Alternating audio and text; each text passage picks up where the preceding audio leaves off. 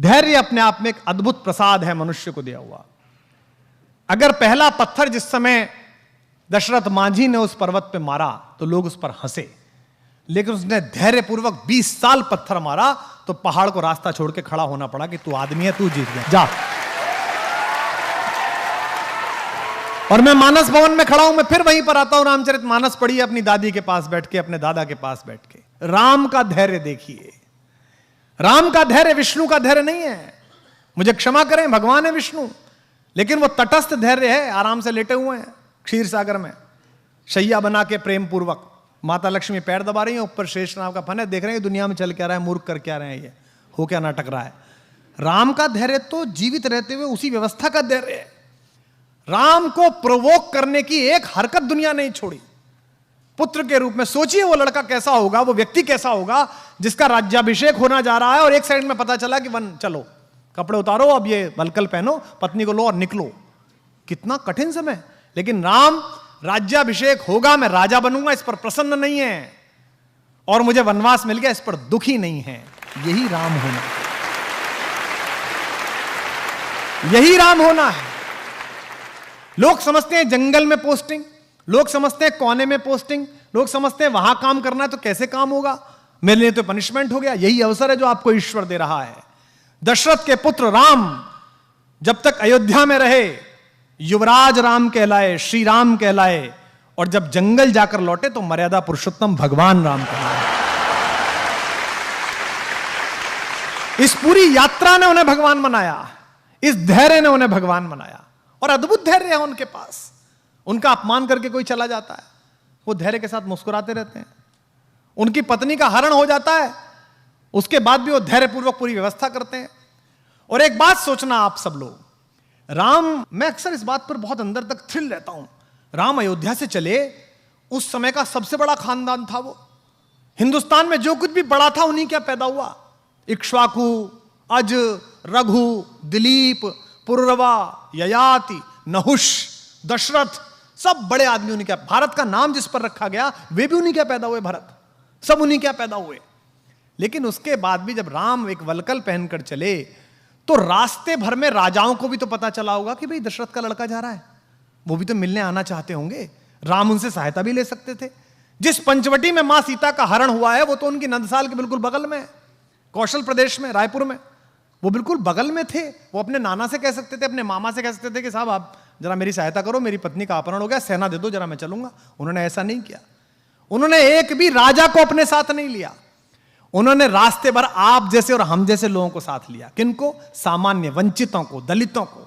उन्होंने वनवासियों को साथ लिया, उन्होंने मल्लाहों को साथ लिया, उन्होंने मां शबरी का आशीर्वाद लिया, उन्होंने केवट को साथ लिया, उन्होंने वंचित सुग्रीव को गले लगाया, क्योंकि वो जानते थे कि जिस अनाचार से वो लड़ने के लिए जा रहे हैं वहां धनिकों की और राजाओं की नहीं, सदाचार की आवश्यकता पड़ेगी, वहां आत्मा की दीप्ति की आवश्यकता पड़ेगी।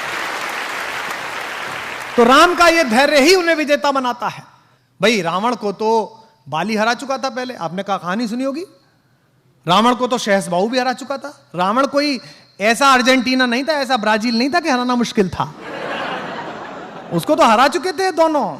बाली तो उसको अपने बगल में दबाकर, और उसने किले की दीवार का चक्कर लगा दिया था बाली ने।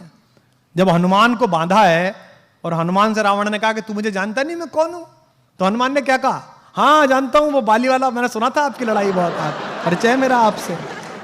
हनुमान ने क्यों कहा? ताकि उसका कॉन्फिडेंस लूज हो। लेकिन भगवान जब बाली और सुग्रीव के जनपद में पहुंचे तो उन्होंने बाली का साथ नहीं दिया, उन्होंने वंचित को चुना। वो उसके साथ खड़े रहे जिसका अधिकार छीना गया, जिसका राज्य छीना गया, जिसकी पत्नी तारा का बलात् अपहरण किया गया है, और उन्होंने बाली का वध किया। जबकि बाली भी उनका प्रशंसक था, उनका भक्त था। मरते समय बाण लगने के बाद प्रणाम की मुद्रा में बाली ने पूछा है भगवान से, मैं बैरी सुग्रीव प्यारा, अवगुण कवन नाथ मुहि मारा। मैं बैरी हो गया, सुग्रीव आपका प्यारा हो गया, मुझ में ऐसा कौन अवगुण था मुझे मार दिया? तो राम ने उसको उत्तर दिया कि अनुज वधु भगिनी सुत नारी, छोटे भाई की पत्नी, भगिनी बहन, सुत नारी बेटे की पत्नी, सुन सठ कन्या सम ए चारी। हे मूर्ख, ये चारों बेटी के बराबर होती हैं। इन्हें कुदृष्टि बिलो कहीं जो है, इन्हें गंदी दृष्टि से जो देखता है उसका वध करने में पुण्य मिलता है, पाप नहीं होता है। ये उसको उत्तर दिया उन्होंने भगवान। अगर भगवान की विजय अपने लिए होती, अगर धैर्य ना होता तो वो बाली को लेकर चल देते। बाली हरा चुका था, उन्होंने कहा नहीं बाली तू नहीं चाहिए, तू नालायक है, तूने इस छोटे भाई को मारा है, इसकी पत्नी का हरण किया, मैं तेरा तो वध करूंगा, ये वंचित है, इसे लेके चलूंगा। तो राम ने क्या किया, राम के साथ जितने लोग हैं, राम का धैर्य अद्भुत है। और यहां जो अध्यापक है उनसे निवेदन है, राम की लीडरशिप क्वालिटी अद्भुत है। राम ऐसे ही राम नहीं बने हैं। मत पढ़िए हिंदू होकर, इस परिसर में बहुत सारे इस्लाम मतावलंबी हमारे दोस्त बैठे होंगे और किसी जाति धर्म के लोग बैठे होंगे, कहानी की तरह पढ़िए और फिर देखिए कि राम जैसा लीडर कहीं नहीं है। वो उस व्यक्ति की क्वालिटी को डेवलप करते हैं, उसे इंस्ट्रक्ट नहीं करते। उन्होंने सुग्रीव की क्वालिटी को डेवलप किया।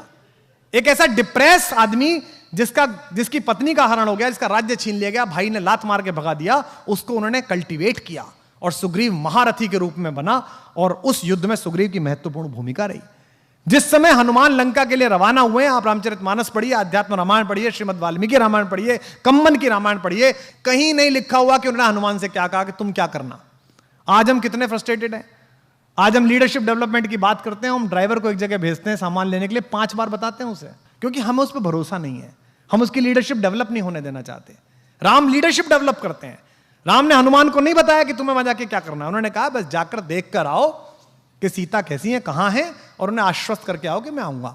2 बातें। इसके बाद का जो पूरा घटनाक्रम है, छोटा सा रूप बनाना, अंदर जाना, लंकिनी को मारना, मां सीता को वो मुद्रिका देना, फल खाना, खुद ही गिरफ्तार हो जाना, आग लगा देना। आग लगाना मतलब वो राम का विजिटिंग कार्ड दे के आए। हाँ, मतलब बता के आए वो कि जो आ रहा है हम उसका कार्ड है। मैनेजमेंट का बेस्ट उदाहरण है हनुमान। एम्प्लॉयर का 1 रुपया खर्च नहीं कराते वो, 1 पैसा नहीं। भगवान ने कहा कि वहां जाओ, खुद ही टेक ऑफ, खुद ही लैंडिंग, और सारा पैसा हनुमान का, उसका रावण का। भाई हनुमान जबरदस्ती गिरफ्तार हुए स्वयं में देखने के लिए कि कौन है, तो कहा गया भाई इसकी बानर को पूंछ से बहुत प्यार होता है, इसकी पूंछ पे कपड़ा बांध दो। कपड़ा किसका? रावण का। बोले इस पे तेल लगाओ, तेल किसका? रावण का। जली किसकी?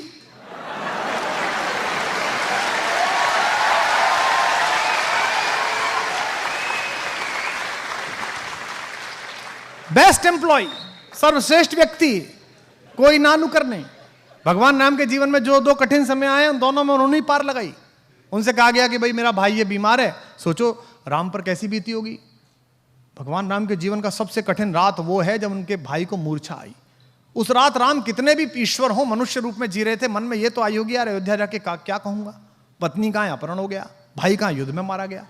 ऐसे समय में हनुमान काम आए और हनुमान गए, वहां कंफ्यूजन हो गया कि कौन सी संजीवनी बूटी, मेडिकल स्टोरी ले आए पूरा। बोले भाई इसमें से देख लो कौन सी है।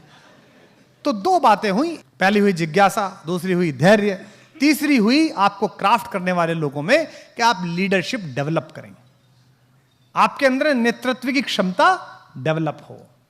और नेतृत्व की क्षमता का शिक्षा से कोई मतलब नहीं है। मैंने निजी रूप से जाना है, मैंने एक बहुत कम शिक्षित 5वीं पास व्यक्ति के साथ आंदोलन किया है उनके नेतृत्व में, और मैंने तथाकथित एक बहुत बड़े पढ़े लिखे के साथ राजनीति करी है।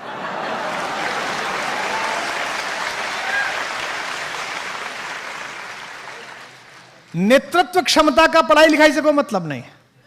नेतृत्व क्षमता पैदा करना आपकी आत्मा की शुचिता पर निर्भर है। आपको जब यह लगता है, राम को भी तो लग सकता होगा कि यार हनुमान में इतना तेज है, कहीं यही ना राजा ना बन जाए, कहीं इसकी आरती ज्यादा ना होने लगे।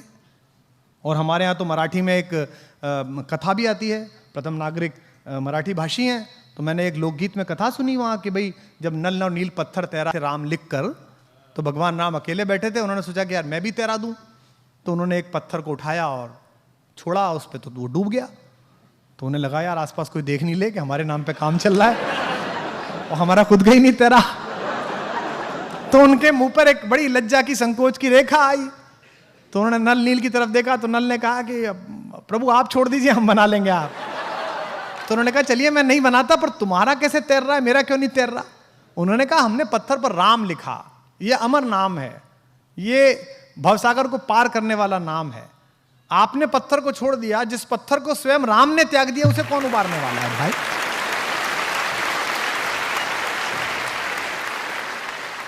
तो लीडरशिप इस बात से निर्भर होती है कि आप इस बात में कितना विश्वास करते हैं कि ईश्वर द्वारा तय किया गया मेरा भाग्य किसी मनुष्य के निपटाने से, खत्म करने से, बढ़ाने से ना बढ़ेगा ना घटेगा।